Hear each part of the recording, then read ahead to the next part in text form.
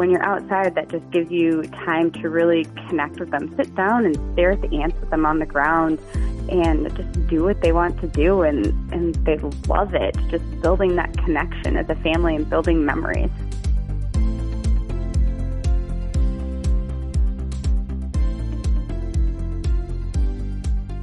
Hello again, and welcome back to another episode of Wisconsin's Outdoor Explorer podcast. I am your host, Jason.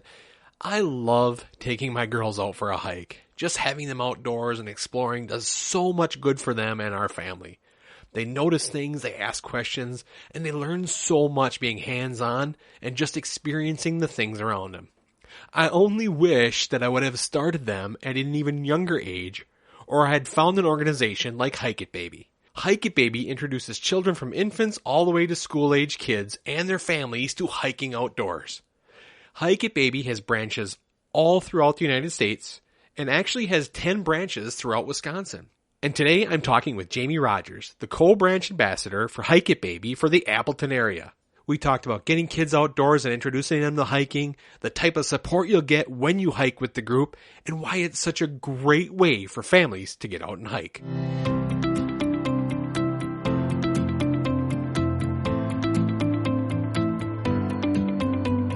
Jami, thanks for joining me on the podcast. Yeah, glad to be here today. So, Jami, what's your earliest memory of being outdoors? Oh, we spent a lot of time outdoors when I was a kid. I remember doing a lot of camping with my family.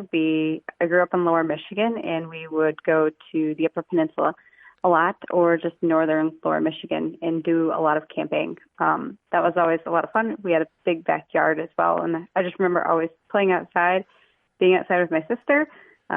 We once got very, very muddy and had like a big mud fight and made mud pies and all that stuff, and had to get rinsed off with the hose. It was very cold. So yeah, I just always grew up playing outside and always had fond memories of it. And now that we have our own 2 children, I love getting them outside and showing them that love as well. Well, let's start talking about Hike It Baby a little bit. What makes Hike It Baby a great way for families to start getting in the outdoors? It is super easy to join us.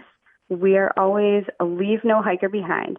So if we are out for a hike and your kid is just not having it, or we need to stop for a snack, change a diaper, feed a kid, no matter what it is, we will stop. We're not going to leave you behind. And most likely somebody that's out there with us is going to help you get through whatever you're going through.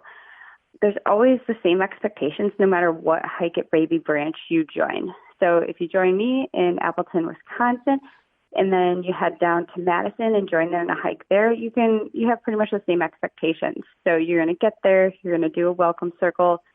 Everybody will introduce themselves. You know that you're not going to be left behind. Everybody's going to be friendly, and we're very judgment-free. So we leave all the judgment in your vehicle, whatever, and then get out and hike with us. Well, and that's one of the unique things about Hike It Baby, isn't it? Is that you kind of are all on the same page in a way. You know, I've got kids, and sometimes they have good days and sometimes they have bad, and it's kind of nice hiking with people that understand that, isn't it? Yeah, it's great. I mean, some days my kids are awesome. Other days mine is the one that's crying in the stroller the whole time that we're hiking. I have a good example of just how we really help each other out. This past summer, we had a new mom who was out on a hike with us. She forgot her carrier and her baby. She was pushing her baby in her stroller. She was just really, the baby was not loving being in the stroller, needed out, needed to be hungry, but she didn't want to have to make a stop. Another gal on the hike had a carrier that she wasn't using. She pulled it out. She helped the other girl get it on, get her baby in it. And then once her baby was hungry, then we kind of collectively showed her how to nurse her baby while walking with the carrier too. And I don't really know where else you get that kind of support when you're out hiking. And this was a gal who had never hiked with us before. So that was her first time with us. Well, and that's got to really put your group at ease when you've got that kind of assistance and that kind of help. Like, when nobody's going to be left behind and you're going to work together, that's got to make the whole hike even more enjoyable. Yeah, it is. And it's great just to see the kids interact and play together too. That's the best part of it. So let's talk about a hike. Give us a little insight. You talked a little bit about it. What can someone expect when they come and hike with you? So you'll find all the hikes on the Hike It Baby calendar, and that will list all the hikes like nationwide. You can zoom into your location. So you find a hike, you figure out where you got to go. Once you get there, everyone will meet up and we'll have what will be called a welcome circle. So everyone will get there. The hosts will then introduce themselves, tell you a little bit about the hike, if there's any other announcements or other fun hikes coming up soon. And then we basically just go around, introduce yourself, your child's name and age, and if there's anything else you want to share, sometimes we share little fun tidbits, talk about the hike for the day, where we're going, what kind of hike it is, what we might see, and then we go off and we go do our hike. We don't leave anyone behind. Some days we might hike further, some days we might hike less. It kind of just always depends on the group. If the group kind of decides, we're getting tired, the kids aren't loving it today, let's go ahead, let's turn around a little early today because it's taken us a lot longer to get to the halfway point than it normally does. So all things like that. We have lots of different types of hikes. So when you hear the word hike, don't automatically think we are going off trail up the biggest hill we can find in the area. Our most popular hike that we have here in Appleton is our Tuesday coffee hike, and we actually meet at a coffee shop. If anybody wants something to drink, they go in and grab it, and then we walk along a paved trail along the river. So it's a stroller-friendly walk. It's nice and easy, pretty flat. We have other hikes as well, where we do go on trails or park and plays. So basically, it's where everybody wants to hike, that you can kind of pick those places, can't you? Yes. Like you said, the difficulty varies from hike to hike, or do you try to keep them pretty easy for more beginner hikers? So the difficulty varies from hike to hike. Here in the Fox Valley, I would rate all of our hikes as easy to moderate. We don't have anything that's hard here. We're not in the mountains. We're not gaining a lot of elevation. We're not on super technical trails. So everything's pretty easy around here. When you're on the website and you're looking at hikes in the area, down at the bottom there's selections, and it'll tell you what kind of hike this is, if it's rated easy, moderate, or hard. What kind of terrain is it? Is it stroller friendly? Is it a jogging stroller or a large wheeled stroller friendly, or is it a regular stroller friendly? Should you use a carrier? Is it a paved trail? Is it a rocky trail? So there's a lot of different options. So before you even get there, if you're unfamiliar with the trail, the little hike description on the website should really kind of key you into what you need to know, at least to get there and get started. That's really good, because then, like I said, you really get an idea of what you're getting into before you even go, and you can make that decision before you even get there. Correct. You mentioned, like, sometimes you don't go the full distance. What is the average hike if you were going to go a full distance? What do you try to get in? Our usual Tuesday coffee hike that we do is anywhere from like 2 to 3 miles. And so that's an adult-paced hike. We're normally all walking. If we do a toddler-led or a kid-led hike, that's always going to be under 2 miles. If it's younger kids, it's going to be closer to maybe just a mile, and that's it. We normally don't get out past 2-3 miles, but I think that's just kind of what we have in the area too. We don't have a lot of trails that are going to take us a lot further than that. Yeah. All right, so you said toddler-led. Now, when you say that, I'm thinking there's a toddler leading a whole group of people on a hike. Is that what a toddler-led hike is? Exactly what it is. So basically, we put the little ones on the ground, and we go at their pace, which is very, very slow. But for them, it's amazing. They get to pick up every rock and stick. So, yeah, we may only go about 500 feet from the car some days, but that's totally fine because it's their experience on that day. That's very cool. So we try and vary that. And I did a lot of those when my oldest daughter was about 2. About once a week, or at least every other week, we would host a toddler-led or kid-led hike where that was the expectation. You put the kids down and you follow them around. They kind of choose the path, what sticks we look at, and you try and encourage them to at least move forward every now and then. But you do what you can. Well, and that's just got to be a lot of fun watching them explore and just really get a sense of the world around them. Yeah, it's great. What kind of ages are we talking here? I know you mentioned baby carriers and we mentioned toddlers. Is this just for mothers and babies, or who can join the hike? So Hike It Baby initially was geared towards the birth to school age range. And I think that still holds pretty true, that it's geared for families with kids from birth to school age. Now, that doesn't mean that if you have an older kid, they cannot join. We often have older siblings that will join in as well, especially in the summer when school is out. This is also not just for moms. Any parents or guardians or caregivers, any adult to that child is welcome to come. Our local group is mostly moms, but I think that's just because of when we typically host the hike. Sure. Based on when people are available. It kind of goes with a lot of the stay-at-home moms in the area. Sure.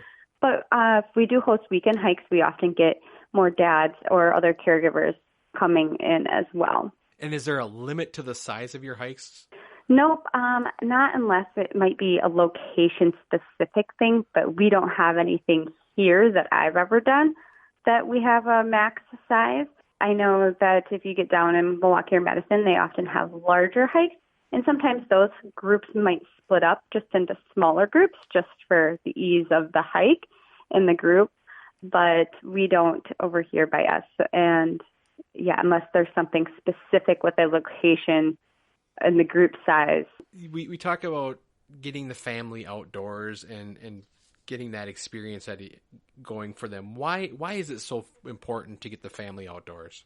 There are so many benefits to getting outside, where to even begin. It can help decrease stress, get those kids outside, get them running around, burn off all that energy from sitting inside or sitting in school, helps boost immunity. Playing in the dirt is good for kids. Helps them with sensory play and learning, helps them experiment with different things. Does that stick really bend that far? Can I walk across this river and not get wet? You can help fight the nature deficit disorder that is so prevalent in this country right now. Just getting good quality family time, unplugged. You talked about the benefits of kids and getting them out there, but let's talk about maybe the benefits of a family who's getting together and getting outdoors. What benefits are they getting out of this? Building memories. I mean, when you are all together with your family and you're giving your kids that undivided attention that they're likely craving from you because you've been busy all day, whether you're at work or even if you're a stay-at-home parent, you can't devote 100% to them all day. So when you're outside, that just gives you time to really connect with them. Sit down and stare at the ants with them on the ground and just do what they want to do, and they love it. Just building that connection as a family and building memories. Yeah, I totally agree with that. When we always take our family hiking too, I think that's always the best part, is listening to the kids talk about this or that and how they take it all in. And I think that's probably like my favorite part of when we go hiking, is just watching them take it all in, and they're just communicating with us in ways that they don't usually during a regular week of school or anything like that. Yeah, and it's great to hear them talk about it like weeks or months later. We're like, oh, do you remember when we went on that hike and we saw all of the fish in the river? Yes, yeah. Yeah, usually it's something that happened that is kind of funny or maybe it was a little bit stressful or something, but it's those memories that they always remember, and that's to me what that's all about. And I think that's one of the biggest benefits as a family, is sharing those memories no matter what they are. Is just, you'll never forget that. What if somebody can't make one of your group hikes or they're maybe not be close to one of your branches, what kind of tip would you give somebody who's looking at getting their family out there for the first time? I would say check with whatever trails you can in your area, even if it's just a paved trail along the riverside in your town, or if you have some state or national forest land with lots of trails. We often like to just head up north and go walk along logging roads, unmarked trails. They're not trails per se, but just, some logging roads, go walk down and get out and enjoy the peace and quiet and look for animals and see what you can find. But it's really whatever your comfort level is. If it's just starting by walking down that short path and you're building up to getting out into the woods, then you got to do what you got to do, but you have to do what works for your family. No, you're exactly right. And I think one of the things is, as a parent, you've got to learn a little bit of patience too, because that pace can be slower.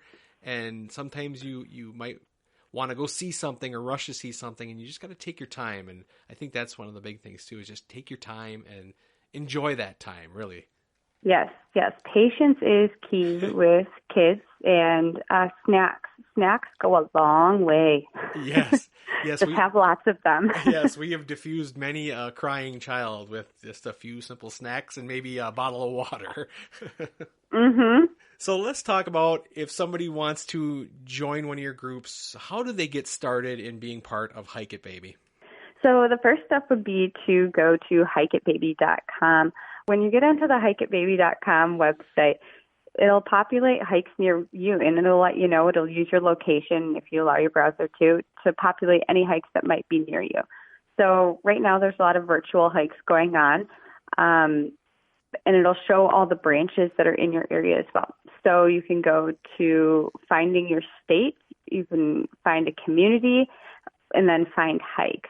So I would start by finding your community. So going to your state, selecting what city is nearby you, and then looking that way. Jump in on the Facebook page. That's where most of the action is. If you're not on Facebook but you're interested in joining, then once you find the information about your branch or your community, then there'll be information for a local branch ambassador like myself that you can reach out to with. There's an email on there as well. Sometimes there's a phone number listed as well. So once you're there, then you can go to the Facebook page, jump in there, or just keep looking for hikes and then join in. Do you have to register for the hike, or can you just look and see when they are and just show up? Oh, good point. We ask that families who participate in Hike It Baby to donate $10 a year to help cover the organization costs. And this is nationwide. It's not money that comes to me. It goes to Hike It Baby, the organization. And that basically helps maintain the website and the few paid positions that there are to maintain the website, the legality, and all of the things that go along with having a nonprofit. So once you sign a waiver, everyone else is pretty much volunteer. I am a volunteer. My partner Sarah is a volunteer. And so once you register for that, you do not need to let us know that you're coming for a hike. We like it on the Facebook page. If we normally post a hike reminder the week of a hike, say, hey, our hike's coming up tomorrow. And we normally have a lot of people that will comment and say, hey, planning to be there this week. Oh, sorry, can't make it this week. So it's nice to have a heads up of who to expect that week and who not to, but it is not a requirement at all. Well, Jami, you really shared a lot of great information about Hike It Baby, but before I let you go, I got one more question for you. Okay. What is your favorite thing about Hike It Baby? My favorite thing is the community. I really look forward to my reoccurring Tuesday coffee hikes that I have every week. I see a lot of the same faces every week. Some come and some go over the months, but it's so nice to get out and bring other people with me and encourage other families to get outside and just help be that resource for people to get outside. Well, and Jami, I think what you're doing with Hike It Baby is so great to get these kids out there so early in their lives to experience the outdoors in Wisconsin is truly a wonderful thing, and it's a good experience for them. So I want to thank you for coming on the podcast and sharing a little bit about Hike It Baby. Yeah, thanks for having me. I want to thank Jami for coming on the podcast and talking about Hike It Baby. They are part of an organization that's doing really great things, encouraging families to get out and start hiking. And if you're interested in joining one of their hiking groups, or you want to host your own hike, I'll leave a link in the show notes where you can learn more. Sharing a hike with your family and kids can be a great experience. Seeing my kids explore new areas or ask questions is all part of what I enjoy about hiking with my family. If you haven't taken your kids out for a hike, it's not too late. No matter what age they are, hit the trails with your family as one of Wisconsin's outdoor explorers. Before I go, I want to share with you a little bit of information. I've decided to take a little bit of a break from podcasting, not a long one, just a few weeks, recharge my batteries, kind of refocus, do some maintenance on my website, and just kind of get some things going that I've been kind of neglecting. So I'm going to take a couple weeks off, and I will be back sometime, probably about the middle of June is what I'm thinking, with some great episodes, some new interviews, and a whole lot more about getting outdoors in Wisconsin. Hey, thanks again for joining me, and I'll talk to you again real soon. Thanks for listening to the Wisconsin's Outdoor Explorer podcast. For more great information about being an outdoor explorer, visit our website at wisconsinsoutdoorexplorer.com. Be sure to check out the blog page and follow us on social media. And don't forget to subscribe to this podcast wherever you listen to your favorite podcasts.